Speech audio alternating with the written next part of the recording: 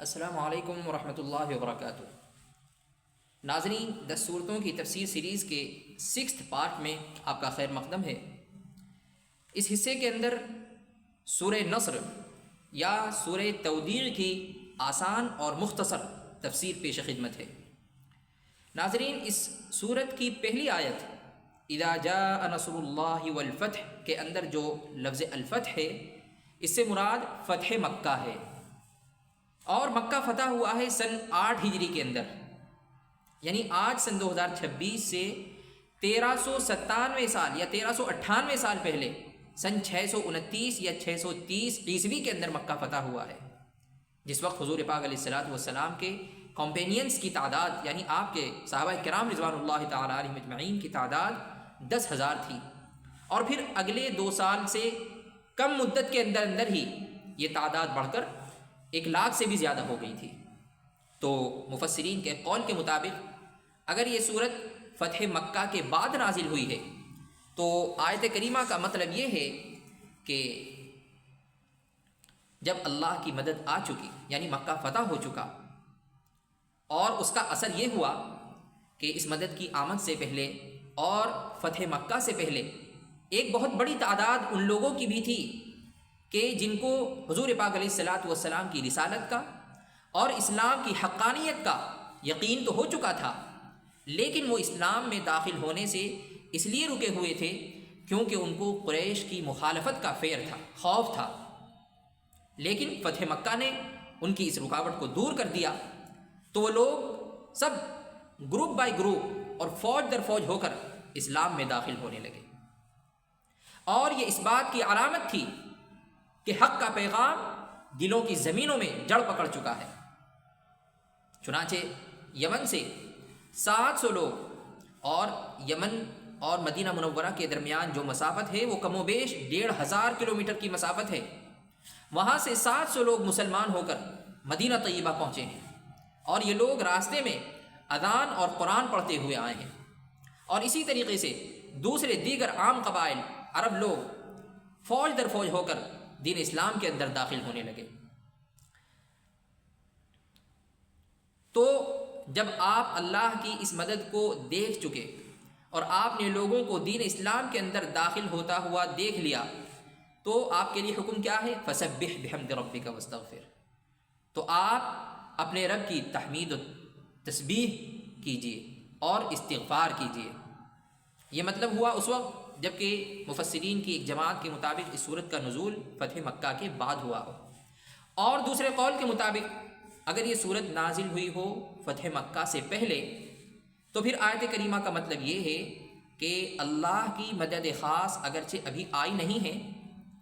اور مکہ ابھی فتح نہیں ہوا ہے، لیکن چونکہ مدد آنے ہی والی ہے اور مکہ فتح ہونے ہی والا ہے، اس لیے آپ ابھی سے اللہ کی تسبیح و تحمید اور استغفار میں لگ جائیے۔ اس صورت کے اندر حضور پاک علیہ الصلوۃ والسلام کو تسبیح و تحمید اور استغفار کی تلقین کر کے اس بات کی طرف اشارہ ہے کہ اللہ نے جس مقصد کے لیے آپ کو دنیا کے اندر بھیجا تھا، آپ کا وہ مشن اور وہ مقصد پائے تکمیل کو پہنچ رہا ہے، اس لیے اب آپ آخرت کی تیاری کیجیے، اور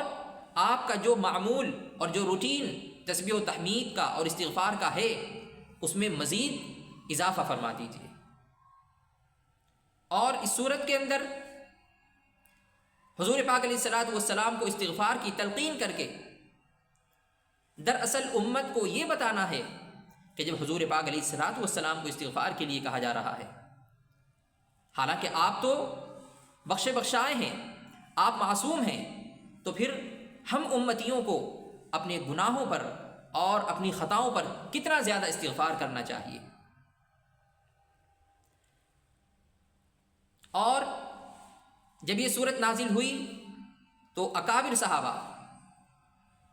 اور بہت سارے صحابہ نے اس صورت کے مقصد کو سمجھ بھی لیا تھا کہ اب حضور پاک علیہ الصلوۃ والسلام کی رحلت کا اور آپ کی وفات کا وقت قریب ہے۔ چنانچہ جہاں بہت سارے صحابہ کرام کو اس صورت کے اندر فتح مکہ کی بشارت سے مسرت ہوئی، خوشی ہوئی، وہیں آپ کے چچا حضرت عباس رضی اللہ تعالیٰ عنہ اس صورت کو سن کر روئے بھی۔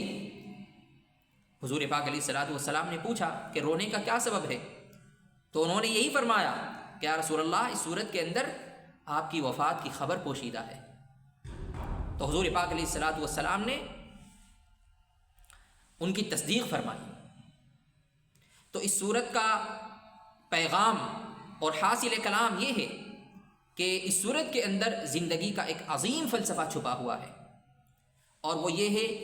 کہ انسان اپنی سکسیز اور اپنی کامیابی پر غرور کرنے کے بجائے اور اپنے اندر ایگو لانے کے بجائے اپنی اس کامیابی کا کریڈٹ اللہ تعالیٰ کو دے،